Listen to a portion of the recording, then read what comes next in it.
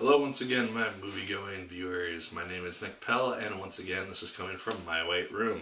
Now, this week I went and saw Django Unchained, which is a Quentin Tarantino film. If you know any of his films, there's Pulp Fiction, Inglourious Basterds, and then this is just the latest of a long line of his movies.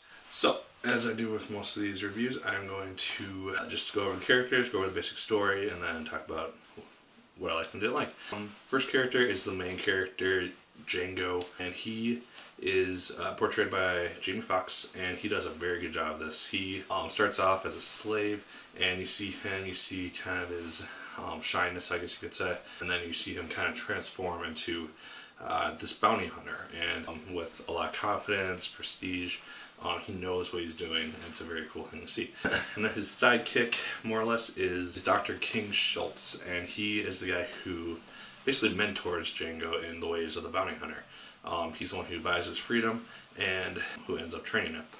And he is portrayed by Christopher Waltz, and you probably know this guy if you've seen Quentin Tarantino's Inglourious Basterds. He plays the main German bad guy in that movie, and he does an excellent job in that. He does an excellent job in this. It was really nice to see him do kind of a good guy role as opposed to his just plain out evil guy role that he did in Inglourious Basterds. And then, in my opinion, the movie's main antagonist is Calvin Candy, as portrayed by Leonardo DiCaprio. And DiCaprio does an amazing job in this. He was also a role that was kind of swapped for me. Normally DiCaprio portrays the good guy or the protagonist, and in this one he is just the antagonist in all levels. He does an excellent job doing that. He plays basically a slave owner who, he's a businessman, and he owns a large plantation. He is ruthless towards his slaves, except for the ones that work in his house. He's actually somewhat friendly to, such as the two next characters that I'm going to talk about. But for the most part, Candy is just an evil bastard who doesn't really care about his slaves that much. And then we also have Broomhilda, who is Django's wife, and she is portrayed by Kerry Washington. And while she's not in the movie that much in the first half, she's really not in the movie at all in the first half, except for just like small flashbacks. She also does a pretty good job. I don't really know the actress from that much. She does a good job. Just the innocence of her and kind of her terror in some situations is really well portrayed, and she does a really good job in the movie. And lastly, Samuel L. Jackson. He plays basically the head slave in Candy's house, and he goes by the name of Stefan. This guy could probably be called the second antagonist because he is so loyal to Calvin Candy. Once he figures out why Django and Schultz are there, he just totally is the cause of all the problems that Django and Schultz have to deal with. And that's a really interesting thing to see. But yeah, it's really cool how Samuel L. Jackson can go from being like a total badass, doesn't really look that old, in Avengers, and then go to looking really old, like his 70-year-old self, in Django Unchained. Yeah, that is it for characters. In terms of the plot, it basically starts out showing Django and a bunch of his fellow slaves in a procession just marching in the woods, and out of nowhere, Schultz shows up. He takes Django by force, pretty much, and asks him to help him find three bounties.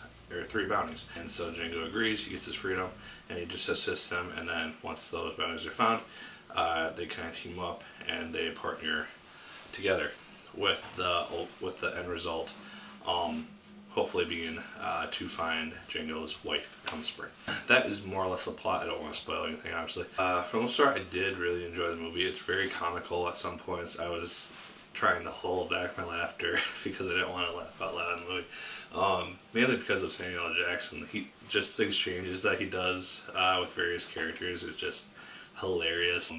But it's also quite a gruesome movie at some points too, because you see someone get ripped to shreds, you see people getting whipped, you see every time someone gets shot, just a huge blood splatter, no matter where they get shot, which is symbolic of Tarantino movies. Just a really well done film, in my opinion. The music, really well done. They didn't just do orchestral things, they did songs with lyrics in them, and every song fit really well to the scene that it is placed in, which I was really happy about, because sometimes movies with lyrics, they can be iffy and kind of destroy the feel of a film, but it worked really well in my opinion.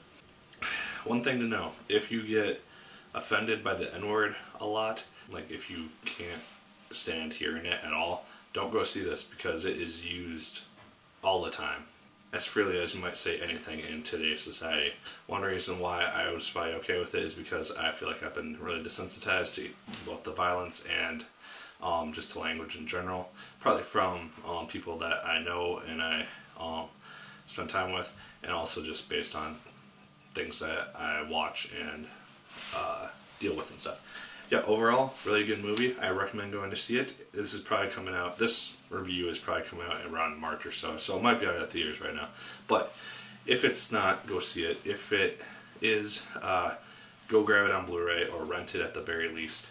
It's very much worth your time, and definitely one that you should not miss. So, that's my review. Like, favorite, comment, and subscribe if you so choose. I would appreciate it immensely. And yeah, I'm not sure what the next movie review will be, but I guess we'll find out when it's up. Yeah, as always, my name is Nick Pell, and once again, my good people, keep on watching.